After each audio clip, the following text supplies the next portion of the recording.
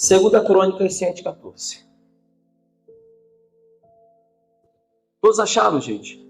Diz assim: se o meu povo, que se chama pelo meu nome, se humilhar e fazer o quê? E orar, buscar a minha face e se afastar dos seus maus caminhos, olha a promessa de Deus aqui: dos céus o ouvirei, perdoarei o seu pecado e curarei a sua terra. A gente consegue ver aqui nessa passagem muito conhecida, porém ao mesmo tempo tão profunda, tanto quanto na nossa vida espiritual, também na nossa vida piedosa, porque além de a gente orar, Deus faz uma promessa. A gente sabe que Deus, como diz a própria palavra no livro de João, que Ele não ouve a pecadores, mas aquele que teme ao Senhor, esse Ele ouve. Está escrito dessa forma, dessa maneira. Nós sabemos que Deus não ouve a pecadores. Não é qualquer pessoa que Deus ouve. Não é qualquer cristão, entre aspas, que Deus ouve. A promessa de 2 Crônicas 7:14, ela vale para os dias de hoje. Porque vamos lá, olhando para João, como ele diz que Deus não ouve a pecadores, e olhando para 2 Crônicas, que diz que se o meu povo, que se chama pelo meu nome. Quem é esse povo que chama pelo nome dele? É o povo dele mesmo. Ele não está falando das pessoas lá fora. Porque a gente sabe que Deus não ouve as pessoas do mundo. Porque a vontade das pessoas do mundo é ao contrário da vontade do Espírito. Porque se fosse a mesma vontade de Deus, elas não estariam aonde? Lá fora. É ou não é? No mundo. Fazendo a vontade do maligno. A Bíblia diz que o mundo jaz aonde? O mundo jaz no maligno, o mundo é dele, o mundo está na mão dele. Então as pessoas que vivem hoje no mundo estão fazendo a vontade do seu Pai. Porque a Bíblia mesmo diz que aquele que peca é de quem? É do diabo. Todos aqueles que pecam, a Bíblia mesmo fala isso, que é do diabo. E Deus, quando Ele fala para Salomão, aqui nessa passagem de 2 Crônicas 7:14, que se o meu povo se humilhar, o meu povo que se chama pelo meu nome, eles se humilharem, orar e buscar a minha face, olha só a profundidade do versículo, eles vão se humilhar, eles vão orar, eles vão buscar a face de Deus. Coisas totalmente diferentes. Quando você ora, não significa que você está se humilhando. Quando você se humilha, não significa que você está buscando a face de Deus. E quando você busca a face de Deus, você pode ter certeza que esses três argumentos, eles estão dentro de um colchete na vida de um salvo. Porque o salvo que busca a face de Deus, ele está se humilhando em oração. É impossível que nós possamos ver a face de Deus se nós não se humilhar. A gente cansa de falar aqui no livro de Isaías, Deus mesmo fala para Isaías que o homem para qual eu olharei, Deus fala assim, o homem para qual eu olharei é aquele que aflige a sua alma e abate o seu espírito. Abate o espírito.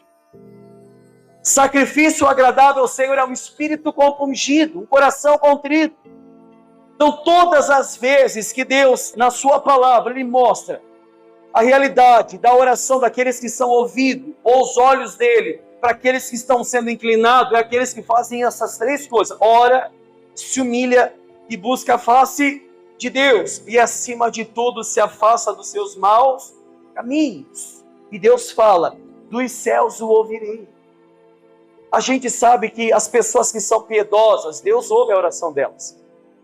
O que é uma pessoa piedosa? É tudo isso que eu acabei de falar. Uma pessoa que ora, se humilha, busca a face de Deus e se afasta dos seus caminhos.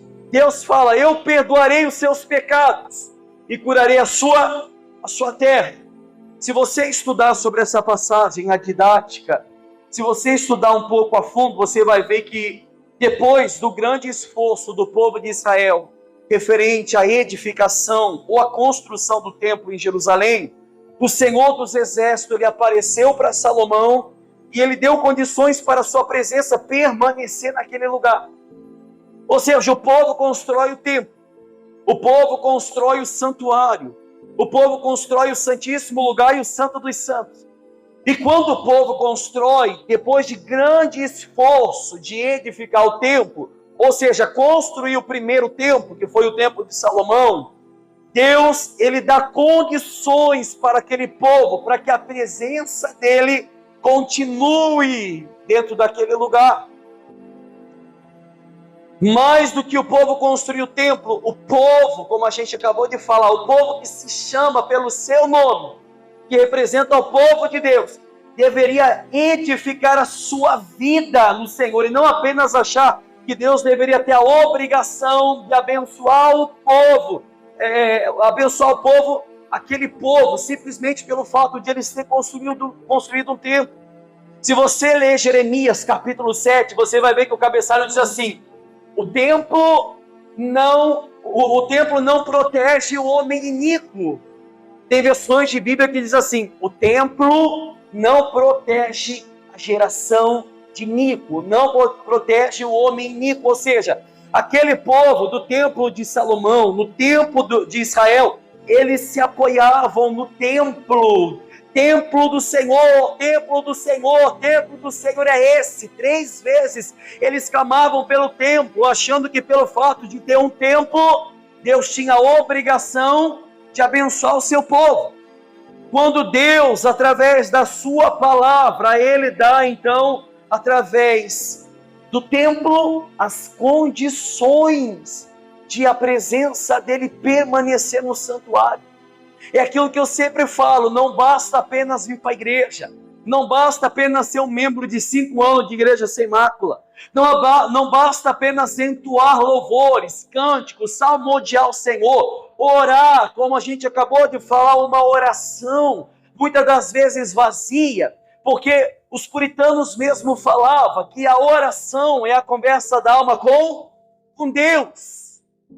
Se você continuar estudando os puritanos, você vai ver que os puritanos falam assim: nós não temos que, na nossa oração, nós temos que aplicar o coração e elevar o coração à oração. E a Bíblia diz que não devemos levantar apenas as nossas mãos, mas com ela o nosso coração, para mostrar que a oração não é apenas palavras balbuciadas, palavras jogadas ao vento. É o que muitas pessoas fazem, infelizmente. Oram quinta-feira, oram terça-feira, oram sábado, oram em casa, mas isso não significa que oraram. A oração é totalmente diferente de um momento que você carrega a sua religiosidade nas costas e pensa que você tem obrigação de todos os dias se colocar de joelhos na presença de Deus e falar com Ele como se fosse algo obrigatório. Tem pessoas que são assim: não, eu sou cristão, então eu tenho que orar. Não, um cristão de verdade, ele ora porque ele sente prazer de falar com Deus. O desejo dele é falar com Deus. Se você estudar todos os avivalistas do passado, eram homens de oração, homens piedosos. Ou seja, mais do que construírem um templo, o povo que se chama pelo seu nome deveria edificar as suas vidas no Senhor. Não edificar o templo, mas a vida deles dentro do santuário, na presença de Deus. Como a presença de Deus descia sobre o templo, Isaías mesmo viu a glória do Senhor que enchia o séquito do templo. Hoje é diferente. Hoje Coríntios 3,16 diz o quê? Não sabeis vós que o vosso corpo é templo do Espírito Santo, ele habita dentro de vocês. Então hoje a morada do Espírito não é mais a estrutura de paredes, não é mais esse lugar, mas a morada do Espírito é dentro da gente. Então a preocupação do homem hoje é restaurar, é edificar o templo, ou seja, a morada do Espírito, que é o nosso corpo. E se a gente continuar vendo sobre a história, eles deveriam ter, de fato e de verdade, as suas vidas no Senhor. E não apenas achar que Deus deveria ter a obrigação de abençoar eles, aquele povo, simplesmente por entrarem no santuário e oferecer os seus sacrifícios. Lembra que a gente pregou esse sábado? O culto hipócrita. O povo entrava dentro do templo para oferecer sacrifício. Deus falava que não adianta oferecer sacrifícios de balde. Eu não vou ouvir a oração de vocês. Por mais que eles multiplicam a sua oração, eu não ouvirei. Eu estou cansado de sofrer, Deus fala. A gente leu da mesma forma. Afasta de mim os trépitos dos teus cânticos, que eu não ouvirei as melodias dos teus instrumentos. A gente leu também Malaquias capítulo 1, que mostra o formalismo dos sacerdotes, peso da palavra do Senhor contra os sacerdotes de Israel. Aí Deus fala assim: Se eu sou o Pai, cadê a minha honra para com vocês? Se eu sou o Senhor, cadê o respeito para comigo? Ainda Deus usa alguns termos dizendo, olha, se vocês pegarem esses animais que vocês estão oferecendo para mim, oferecer para os governadores de vocês, analisam se eles vão ter agrado de vocês. Ou seja, é a questão de a gente oferecer o melhor para quem está lá fora e sempre o pior para quem? Para Deus, para Ele. É a mesma coisa que você prefere agradar talvez alguém que está do seu lado e deixa de agradar a Deus. Amém? É praticamente a mesma ordem que Deus deu ao profeta Ageu. A gente já pregou aqui algumas vezes sobre isso. O profeta Ageu recebeu uma ordem de buscar os exilados a retornarem para Jerusalém para reedificar o templo que foi derribado por Nabucodonosor. Lá quando o povo de Israel, o povo de Judá foi exilado, ali foi derribado o templo. Não tinha mais templo, não tinha mais presença de Deus. Porque Deus só podia falar com o povo se tivesse o santíssimo lugar, o templo. Mas Deus não podia mais, porque não tinha mais. Então Ageu, depois de muito tempo à frente, Ageu recebe, através de Deus, a palavra de trazer novamente os exilados do exílio da Babilônia. Aqueles que foram dispersos, que estavam passando fome. É a mesma coisa que Neemias, quando recebe a notícia dos seus irmãos, aqueles que escaparam da espada. E Neemias falou, como é que está o povo de Jerusalém? Olha, estão em grande tormenta, em grande vitupério, em grande escárnio. O povo está passando vergonha. Os muros foram derribados. As portas queimadas a fogo. Ou seja, esse povo que sobrou, Deus fala para Ageu, traz os exilados a retornar para Jerusalém. E aí eles retornam para Jerusalém para edificar o templo novamente, para que a glória de Deus voltasse a descer no Santíssimo Lugar. No Santíssimo Lugar. Porém, quando os exilados retornaram para Jerusalém, se você ler lá no livro de Ageu, eles começaram a edificar as suas próprias casas. Ainda Deus fala assim, através de Ageu, as suas casas estucadas. Subi o monte, trazei madeira para edificar o santuário de Deus. Ou seja, eles começaram a edificar suas próprias casas e deixaram o templo de Deus caído, o templo de Deus derribado. Ou seja, a preocupação do povo era de fato, de verdade, reerguer os seus próprios interesses. Sabendo que através da boca do profeta, Deus chama o profeta para trazer os exilados, para primeiramente levantar e erguer o santuário, o templo, para que a glória de Deus retornasse a falar com o povo. Mas ali Deus de fato viu qual é a intenção daquele povo. Era buscar os seus interesses, era buscar pelas suas preocupações. As suas preocupações não era voltar a dar a devida glória a Deus de Israel pelo retorno da sua terra natal, mas sim trazer de novo os seus costumes, as suas culturas caídas. Nós sabemos que Deus não habita em templo feito pela mão do homem, como disse Estevão antes de ser martirizado.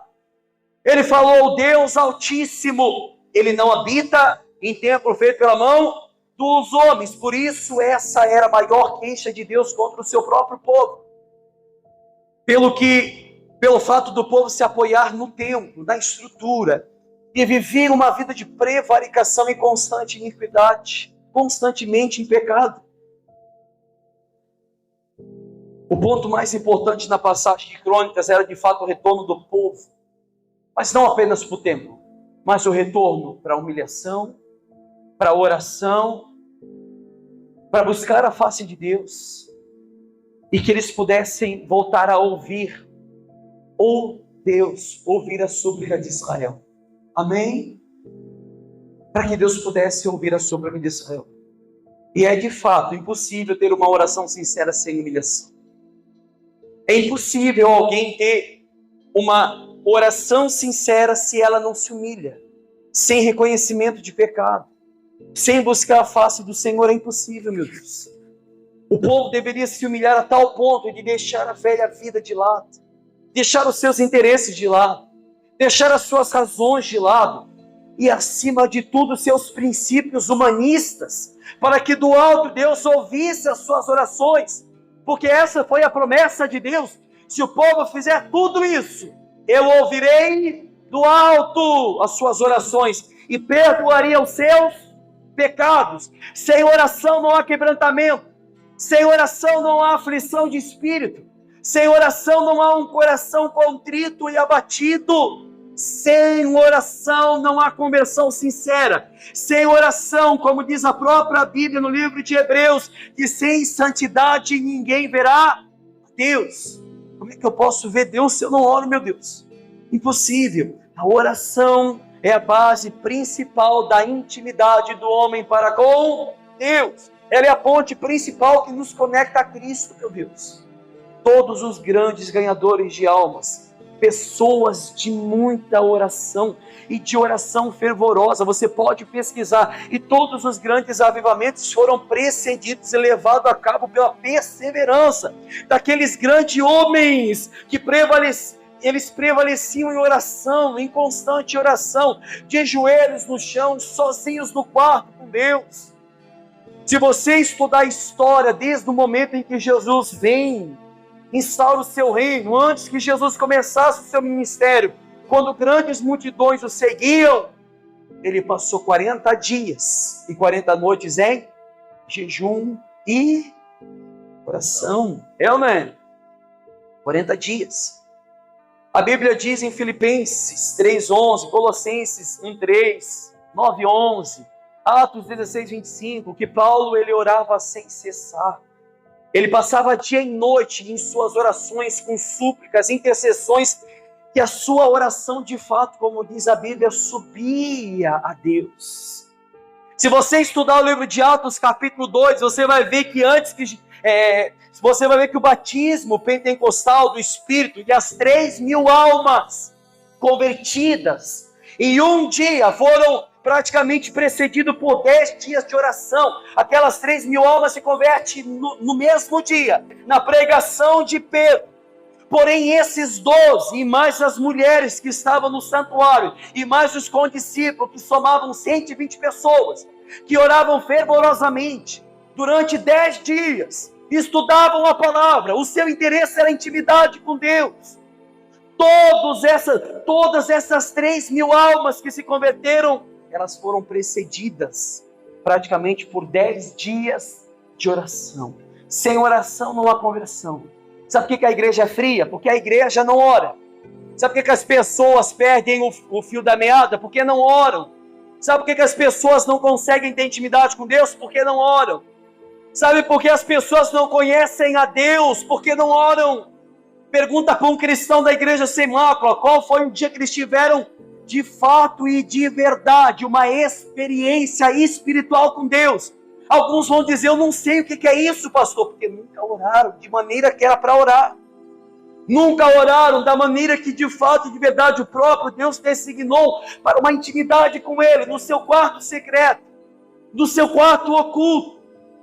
Ou seja, aquele povo de Pentecoste, eles oravam, eles cantavam louvor, Deus sondava o coração deles, e diante de Deus, eles faziam tudo isso estudando as Escrituras. Depois disso, continuaram orando, e num outro dia, 5.000 almas se converteram. Você pode ler Atos 2:4, Atos 4:4, Atos 6:4, fala especificamente isso que eu estou passando para vocês. Se a gente voltar um pouquinho atrás, em 1500, você vai ver que um dos maiores reformadores da igreja, Lutero, a gente já falou aqui, ele orava basicamente entre 3 a 4 horas por dia. Com isso ele quebrou o feitiço do século, como conhecido a época das trevas. A época das trevas. Durante todo o dia, ele passava de 3 a 4 horas orando. E ele colocou as nações cativas em liberdade da escravidão da religião. Um homem virou a Alemanha de cabeça para baixo. Amém? Praticamente Lutero era um condiscípulo agostiniano. E muitos aqui, ou poucos, talvez conheçam a história dos pais da igreja, Agostinho de Hipona. Também um grande baluarte da igreja cristã. Se nós estudarmos todos os avivalistas, os pais da igreja, todos eles eram homens de oração. Um dos maiores avivalistas também, na Escócia, John Knox, ele costumava passar a noite em oração, clamando a Deus, dizendo: dai-me a Escócia, senão eu morro. Dai-me a Escócia, senão eu morro. E Deus deu a ele a Escócia. A Escócia se converteu. Por quê? Passava noites e noites a fio em oração. Estão entendendo, gente? Richard Baxter era um pregador puritano e manchou as paredes do seu gabinete com o hálito da sua oração. E enviou uma maré de salvação por toda aquela terra. Se você estudar John Baxter, foi praticamente um puritano que mais orava em toda a história. Levou a salvação até a Inglaterra, através da sua oração. Inúmeras vezes, se você estudar sobre John Wesley, inúmeras vezes o Sr. Wesley, em seu diário, nos fala de noites inteiras, e metades de noites de oração, em que Deus se aproximava dele, e abençoava pessoas além da expectativa, através da oração de Wesley. Wesley falava que a oração era o trabalho mais importante, e passava 2 horas em joelhos, das 4 até as 6 horas da manhã, orando. Oração. Um dos maiores metodistas da história, David Brainerd. Tem alguém que leu o livro de David Brainerd? Ah, meu amigo, olha que eu já tenho indicado esse livro já faz mais de um ano, né?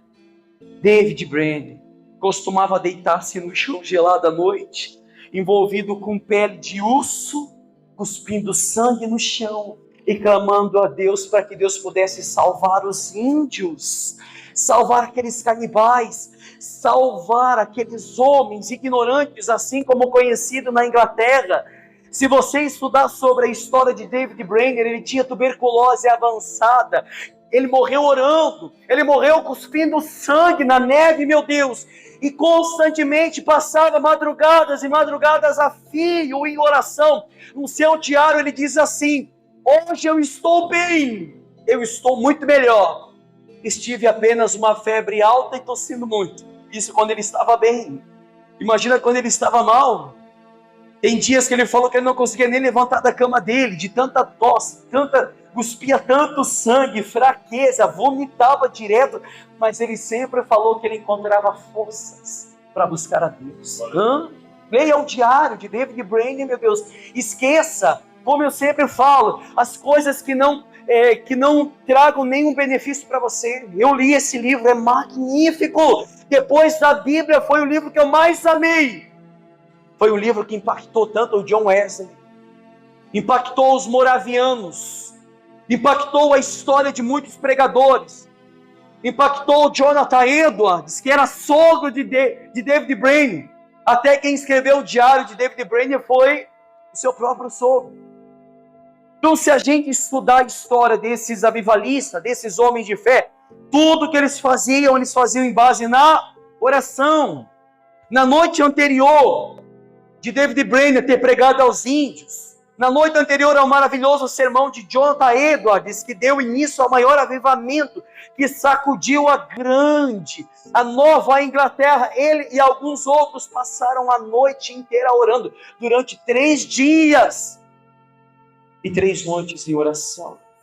Depois de 3 dias de oração, quando Jonathan Edwards prega em Connecticut, na Nova Inglaterra, diz a história que numa distância de 400 metros da igreja de Connecticut, pessoas que passavam de longe ouviam gemidos e gritos de pessoas na igreja, gritando para Edwards: Senhor Edwards, pare que nós não vamos suportar. Ali deu início ao grande, maior avivamento de toda a história, não somente da Inglaterra, mas aquelas pessoas que compravam os jornais, compravam os livros daquela época, podiam ser impactadas com esse sermão. Até então que esse sermão tomou conta até do Brasil. Os maiores teólogos, todos eles já leram esse livro, Pecadores na Mão de um Deus Irado. Já leram o livro de David Brainerd, o diário de David Brainerd.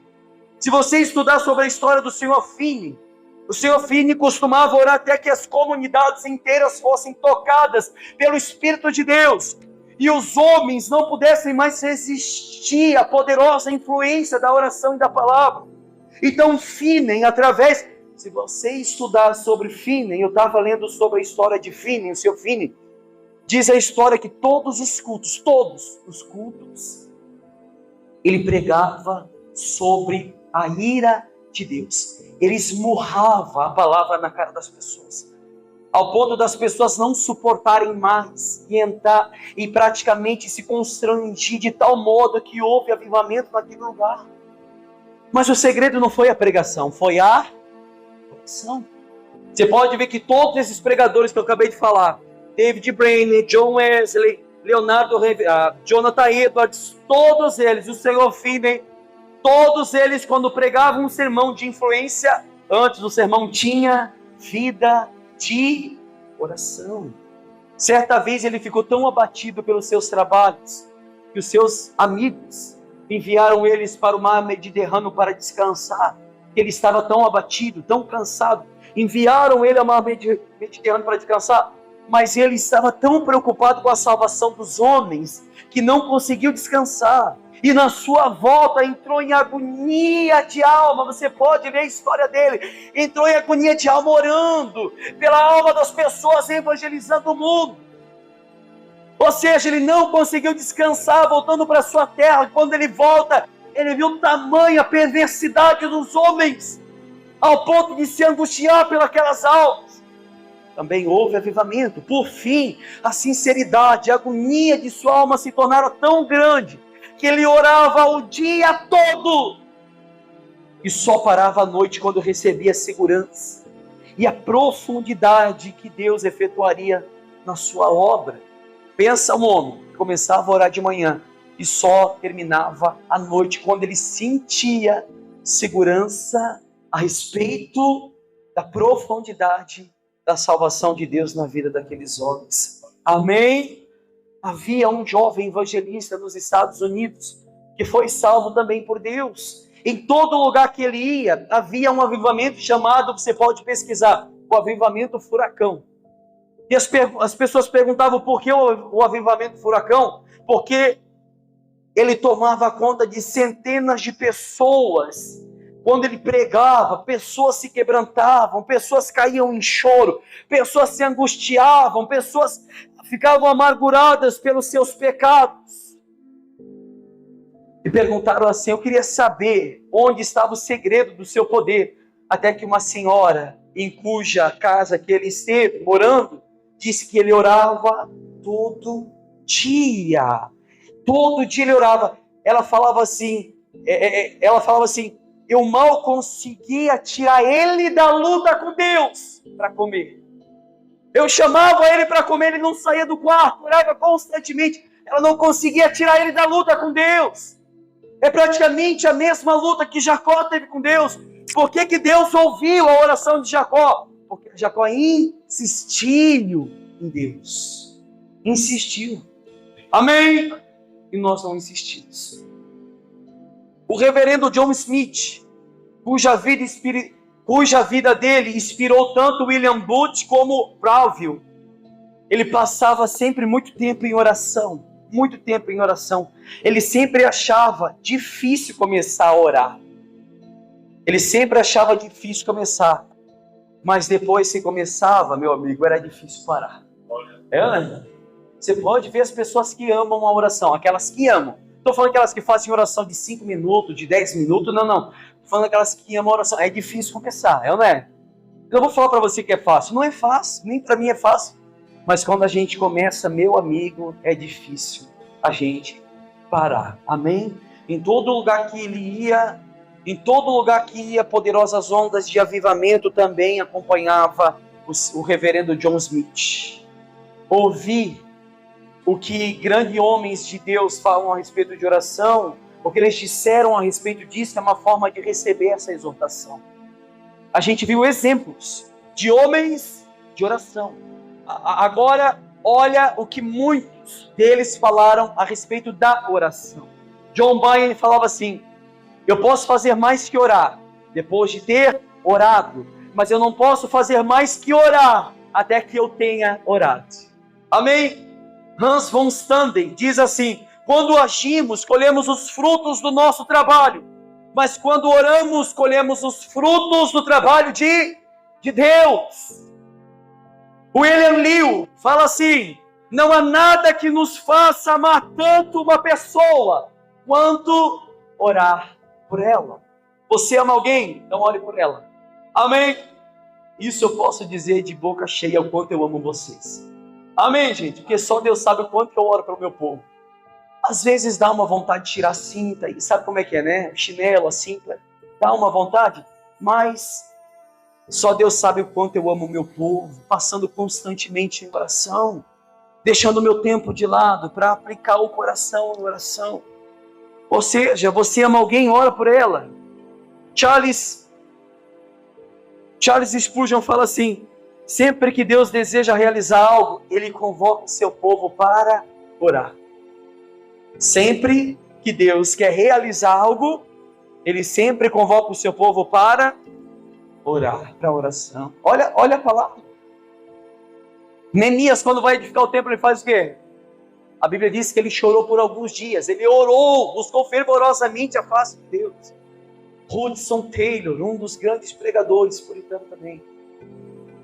Não sei se bem ele era puritano, mas ele tinha uma mancha puritana. Ele fala assim: quando trabalhamos, nós trabalhamos, mas quando oramos, Deus trabalha. Amém. Charles Spurgeon, isso eu amo que ele falou: eu preferiria ensinar um homem a orar do que 10 homens a pregar. A rainha Elizabeth falou assim: eu prefiro ver um exército armado, um exército armado até os dentes, do que um homem de oração. Um homem de oração faz estrago. Amém, pessoal? Um homem de oração estremece o inferno. Você não sabe o que é um homem de oração. Você não sabe.